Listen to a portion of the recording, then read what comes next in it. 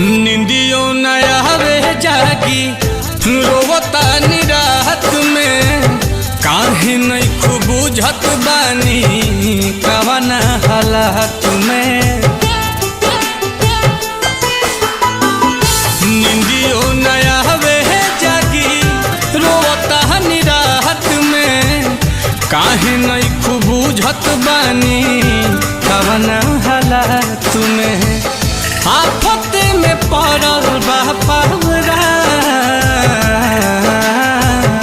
चन चन कहत रही हसचहू में चैन भइलू मले पयबू कहे जा हे जा।